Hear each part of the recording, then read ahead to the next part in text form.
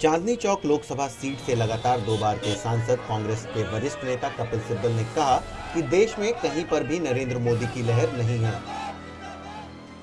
जहां तक मोदी का लहर है, क्या आपको लगता है कि मोदी की लहर केरला में है? नामो निशान ही नहीं है, नमो ही नहीं है।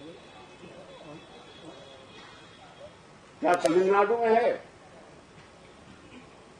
क्या नॉर्थ ईस्ट में है? क्या पश्चिम बंगाल में है?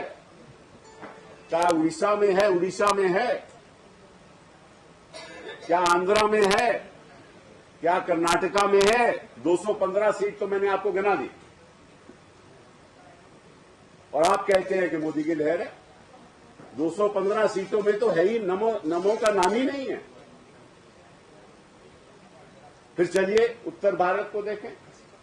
उत्तर भारत में अगर लहर है, चलिए बिहार की बात करते हैं, तो पासवान सी के साथ समझौता क्यों कर रहे हैं?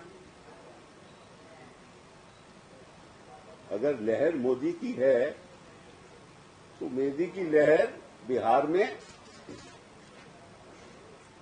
पूरी तेजी के साथ चलनी चाहिए, तो फिर पासवान के साथ समझौता क्यों?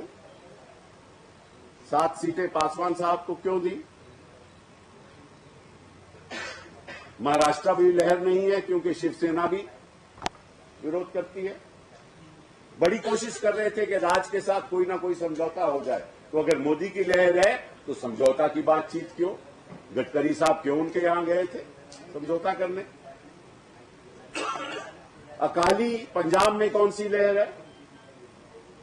हरियाणा में कोशिश कर रहे हैं कि कुलदीप के साथ समझौता हो, तो हरियाणा में कौन सी लहर है? तो कहां लहर है?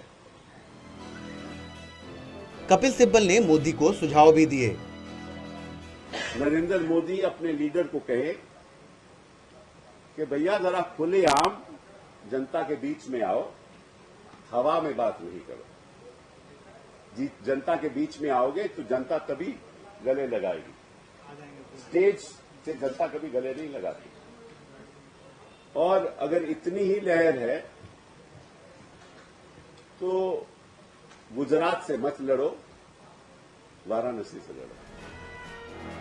कपिल सिब्बल ने यह भी कहा कि बीजेपी में मची अफरा तफरी बीजेपी के लिए घातक साबित हो सकती है।